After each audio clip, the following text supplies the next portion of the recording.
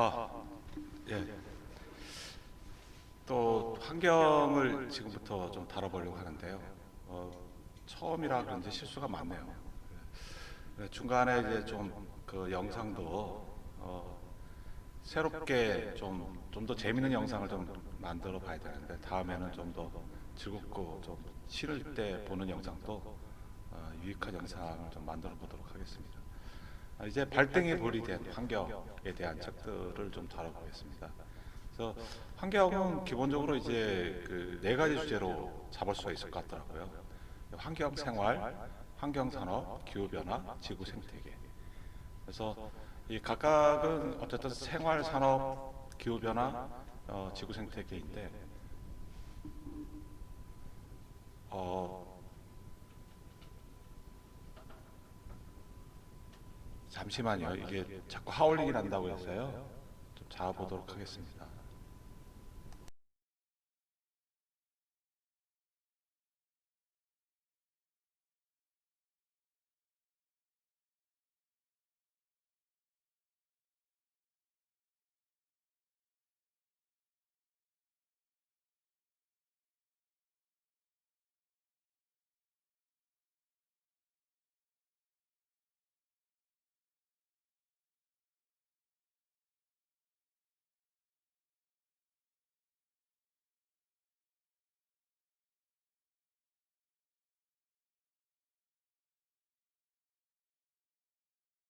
으로는 이제 내가 만난 소녀에 대한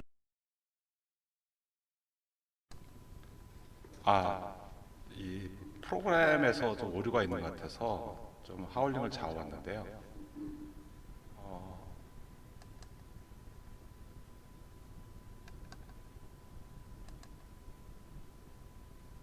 화면이 지금 좀 오류가 나고 있습니다. 잠시만 좀 더 기다려 주십시오.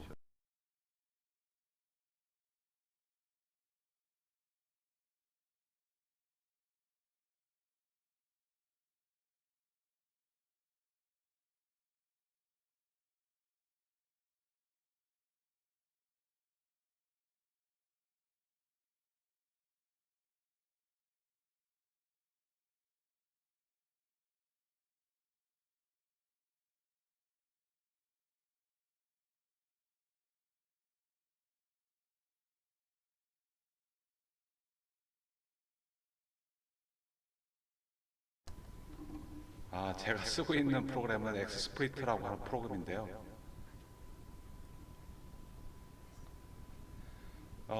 처음 쓰다 보니까 조금 서툽니다. 좀 많이 양해 부탁드리고요. 어, 어쨌든 어, 저 같은 사람도 사실 이제 유튜브 방송을 조금 다양하게 해볼 수 있는 도구들이 많이 나와서 좋은 것 같습니다. 그래서 나중에 혹시 쓰는 방법에서 궁금하시면 제가 아는 만큼 또 공부하고 이렇게 실수하면서 배운 만큼 또 열심히 알려드리겠습니다. 이번 주제는 이제 환경입니다. 그래서 환경 생활, 환경 산업, 기후 변화, 지구 생태계 관점에서 최근에는 이제 기후 변화가 굉장히 크게 이슈가 되고 있죠. 근데 환경은 사실은 뭐 생활과 산업과 기후와 그다음에 지구 생태계가 구분되기가 명확하진 않지만 어쨌든 조금 환경을 체계적으로 생각하고 하기 위해서 제가 이제 나름대로 얼개를 네 가지로 구분하는 게 좋겠다라고 해서 거기에 맞는 책들을 꼬아봤습니다. 각각의 책들은 또 그 환경 문제, 환경 실천, 환경 대안 이렇게 세 가지 깊이로 다가보도록 하겠습니다.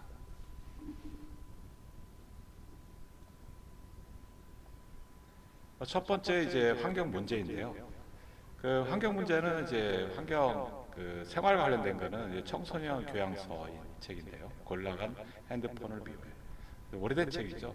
하지만 이제 그 우리가 특별하게 생각 없이 쓰는 핸드폰 안에 그 고릴라라고 하는 생태에 어떤 영향을 미치는지를 바라볼 수 있는 책입니다. 그래서 그것이 자원의 문제와 연결되고 자원이 숲 생태계에 연결되고 숲 생태계가 그 안에 사는 동물에게 연결된다는 이야기를 담고 있습니다. 그다음에 산업은 이제 환경 호르몬에 대한.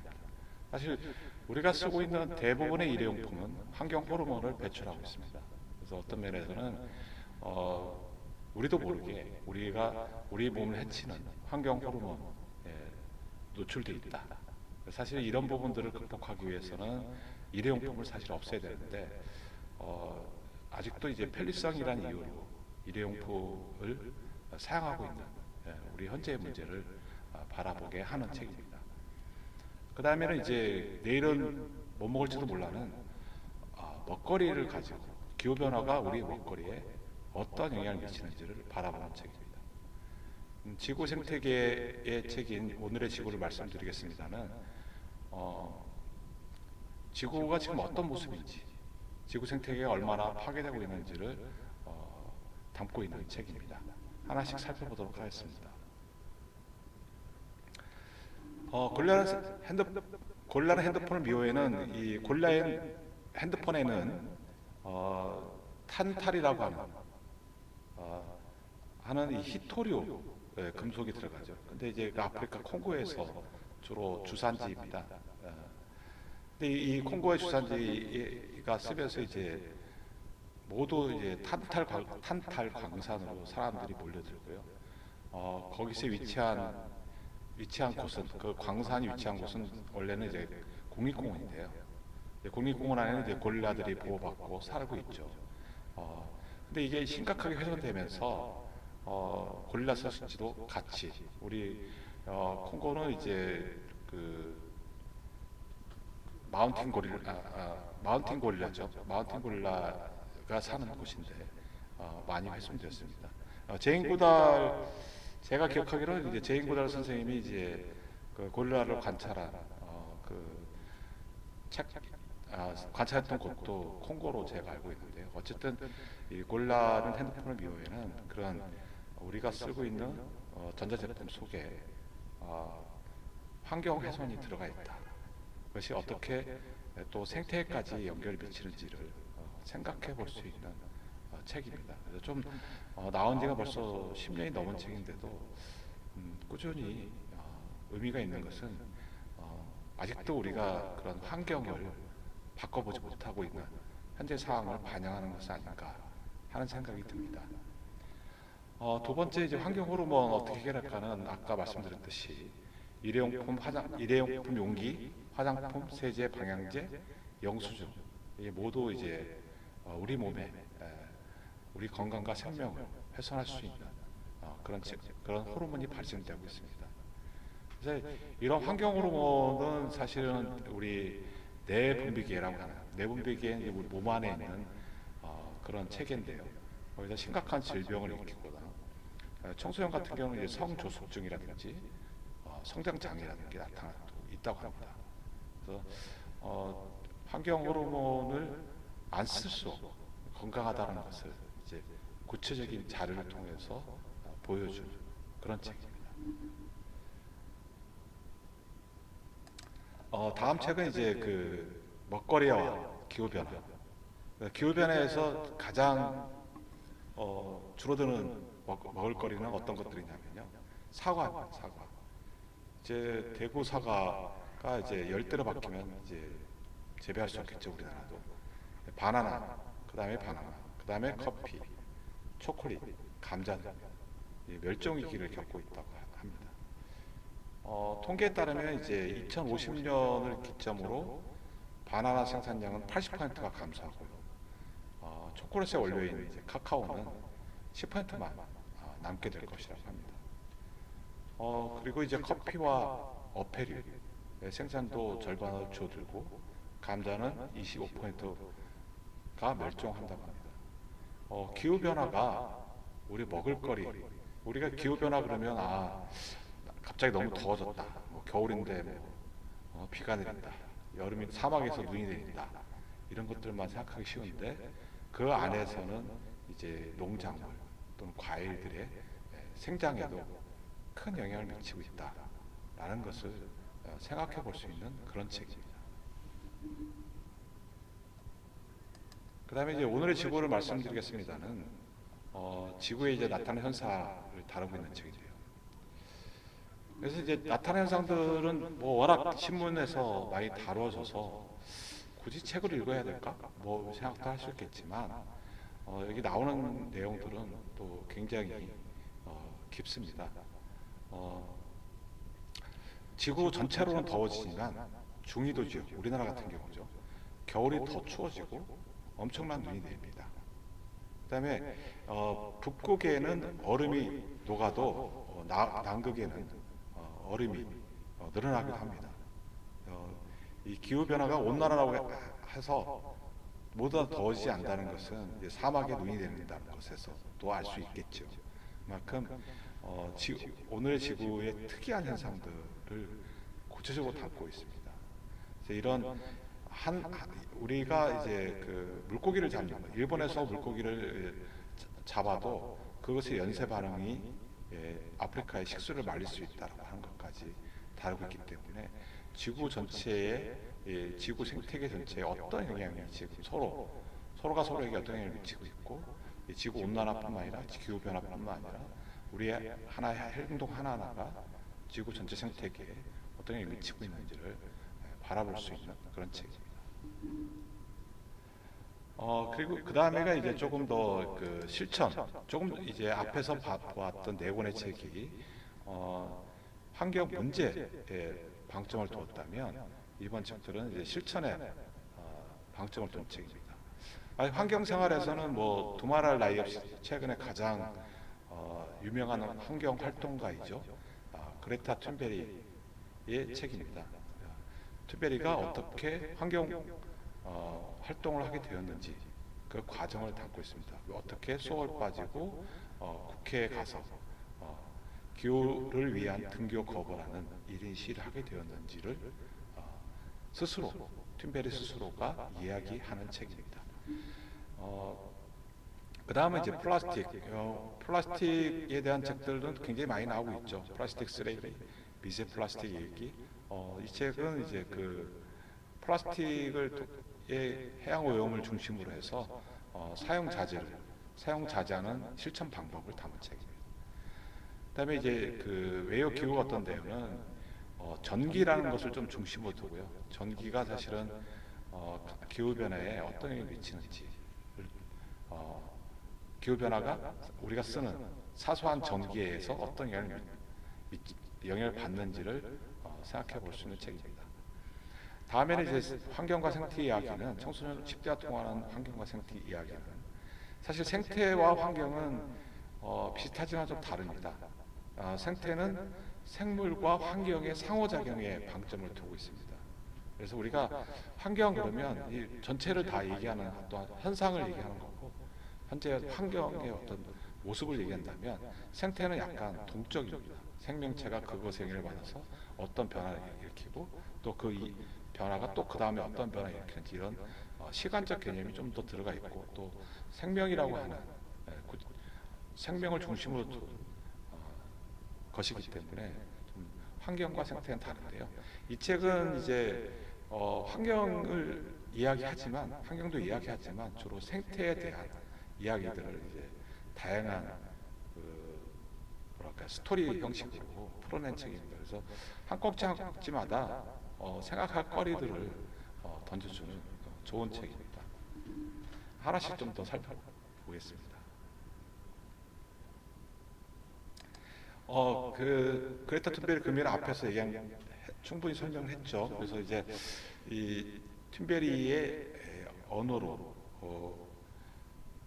정의를 해보겠습니다. 지금 우리 지구, 우리 집이 불타고 있으니 당장 행동해야 한다. 툰베리 굉장히 어떻게 보면은 그 야스퍼거 증후군이라고 하죠. 하여튼 이게 아스퍼거 증후군이 약간 제가 알고 있기로는 그 자폐증 증상 중에 하나라고 알고 있는데 그럼에도 불구하고 그런 타인과의 의사소통이 힘듦에도 불구하고 환경에 가장 활동적인 그리고 자기를 극복하면서까지 자기의 어떤 어려움을 극복하면서까지 환경 보호를 외치는 그래서 굉장히 많은 사람들로부터 나이는 어리지만 존경을 받는 그런 튠베리 이야기를 담고 있습니다.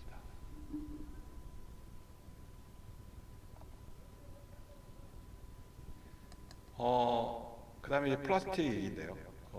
플라스틱 얘기는 여기 책에 나오는 사례들은 뭐 엄청나죠. 이제 특히 이제 튠베리도 처음 시작하게 된 게 이제 서울의 4배 크기, 2배 크기인가요? 4배 크기인가요? 그 쓰레기 섬, 플라스틱 쓰레기 섬을 보고서 이제 어, 처음 환경운동을 시작하게 된 계기가 됐다고 하는데요. 이 책은 이제 그 플라스틱 없는 삶을 어떻게 만들 것이냐. 어, 근데 이제 뭐 결론이 좀 어떻게 보면 좀잘 알려진 얘기들이지만 또 구체적으로 들어가면 어, 하나하나 실천해 볼 수 있는 내용들을 담고 있습니다. 기본적으로 이제 플라스틱을 안 쓰는 방법을 주로 이야기하고 있는 거죠. 어, 만약에 안 된다면 여러 번 쓸 수 있는 플라스틱 제품을 쓰자. 뭐 씻어서 쓸 수 있는 플라스틱이라는 것들, 또 재활용이 되는 플라스틱 이런 것들을 쓰자. 안 쓰는 게 제일 좋다. 뭐 하여튼 그런 다양한 플라스틱에서 플라스틱 쓰레기, 플라스틱 환경 오염을 줄이는 내용을 담고 있는 책입니다. 그 다음에는 이제 웨이어 기후가 어떤데요? 그 전기뿐만 아니라 이제 기후가 일으키는 우리 사회 문제점, 그래서 어떻게 실천할 것인가 방점인데요. 좀 특이한 얘기를 이 책에서 몇 가지 사례를 듣고 있는데요. 하나가 이메일을 지우자입니다. 이메일을 왜 지워야 되지? 그러니까 안 본 이메일, 보지 않은 이메일을 지우라는 얘기인데, 이메일을 지운다는 얘기는 거기에 이제 데이터 저장량을 줄이죠. 우리가 데이터 센터라고 하는 것에서 지금 우리 이메일이라든지 아니면 뭐 다양한 자료들을 다 보관하고 있는데요.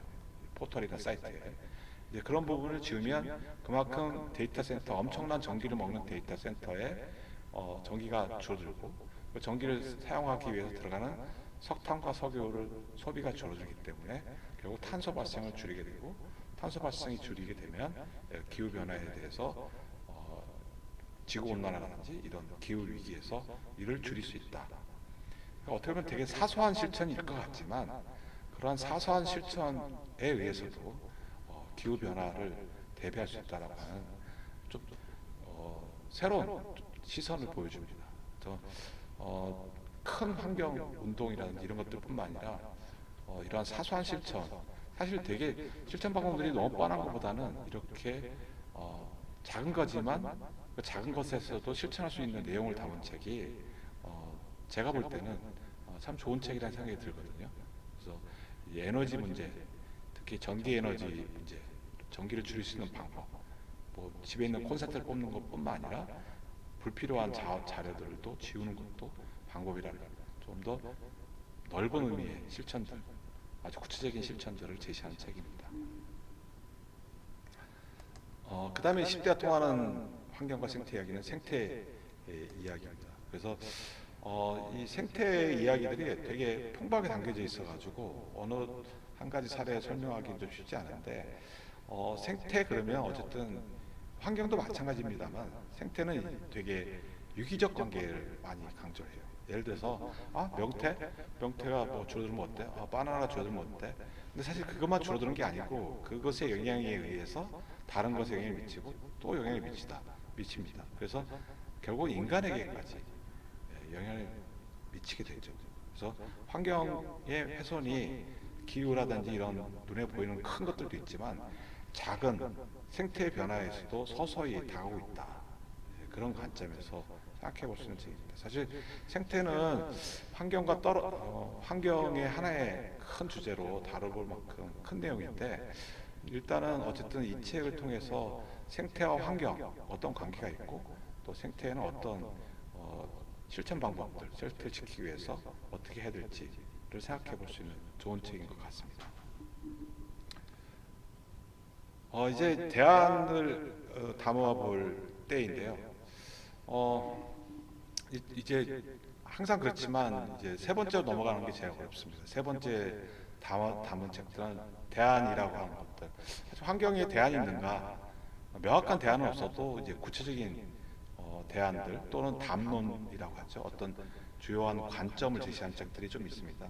첫 번째 책은 이제 바다를 중심으로 환경의 위험과 대안을 담은 책이고요. 두 번째 책은 이제 최근에 이제 우리나라 대통령도 얘기하고 있고 또 많은 사람들이 현실적인 환경 보호 방법으로 얘기하는 게 그린 뉴딜인데, 예, 글로벌 그린 뉴딜이라고 하는 책입니다. 세 번째는 이제 기상학자가 쓴 우리 기후 변화, 특히 기상학의 관점에서 보는 기후 변화의 위기와 그 해결책 또는 우리가 해결책이라고 제시한 것의 한계를 분석하는 책입니다. 그다음에 이제 마지막으로 2050 거주 불능 지구는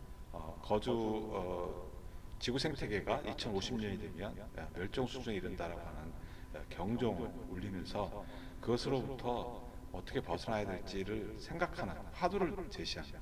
대안은 없죠.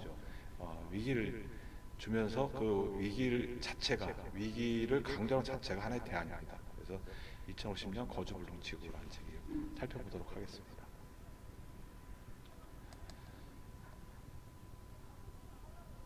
그 위기지구 물러설 거 없는 것은 이제 여기 남성현 작가님이 그 학자이기도 하지만 그 전 세계 바다를 많이 다녀봤습니다. 해양학자로서 남극, 태평양, 인도양.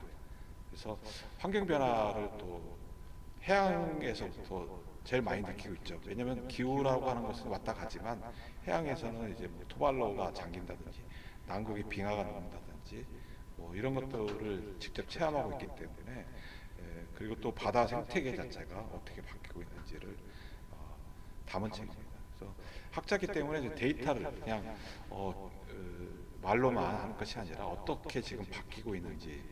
그래서 우리가 생각하는 기후 변화는 어떤 분들은 기후 변화는 옛날에 있었기 때문에 심각하지 않다. 다시 지구가 잘 복원할 것이다라고 얘기하는 분들이 계시고 또 책들도 계속 나오고 있습니다. 하지만 이 작가님은 그 데이터를 통해서 그 과거와는 어떻게 다른지를 구체적으로 단문으로 제시하고 있습니다. 그래서 특히 이 책에서는 지속 가능한 지구의 모습을 위해서 어떤 해양 기술들이 필요한지 또 담고 있어서 해양 기술 우리가 앞으로 환경 보호를 위해서 이런 어떤 해양 기술을 발전시켜야 될지에 대해를 생각해 볼 수 있는 그런 책입니다. 그다음 책은 제레미 리프킨이라고 유명한 저자이죠. 이 선생님이 이제 어떻게 하면 그린 뉴딜을 할 것인지 이제 과거에 뉴딜이라고 하는 말은 1930년대 미국 대통령인 루스베트 시대의 정책이죠. 새로운 거래 뭐 그런 뜻이 직역하면 그렇지만 공항으로부터 많은 사람들의 생명 또는 삶을 구조했던 것이 뉴딜입니다. 그래서 이 그린 뉴딜은 역시 마찬가지로 전 지구적으로 동시적으로 모든 사람의 삶, 지금 특히 빈국에서 이 기후 변화, 기후 위기를 통해서 굉장히 삶에 곤혹하는 이 사람들을 구조하기 위해서 이제 뉴딜 정책을 제안하는 그런 책입니다. 그래서 뉴딜이라고 하는 부분들은 어쨌든 성장이라고 하는 것을 배경으로 하고 있기 때문에 어떤 환경 활동가들은 싫어합니다. 하지만 이제 현실적으로 본다면 그 전 세계 국가들이 성장이라는 걸 버리고 이제부터 과거에 그 화석의 원료를 거의 쓰지 않던 시대에 돌아갈 수는 없기 때문에 현실적인 방법 중에 하나로 제안을 하고 있는 그런 책입니다.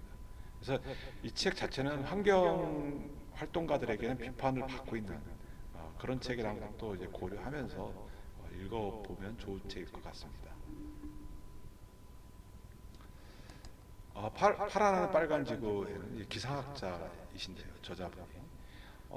근데 이제 예를 들면은 그러면은 이제 기후가 이렇게 위기니까 이산화탄소를 줄이기 위해서 인공 광우나 뭐 거대한 공기청정기 같은 걸 통해서 또 미세먼지를 없애면 안 되겠느냐라는 대책이 제시하는데 사실 그 부분이 우리가 듣기에도 좀 상식적이지 않죠. 하지만 이제 전문가인 기상학자가 이제 데이터를 통해서 그런 꼼수적인 것은 해결책이 아니다.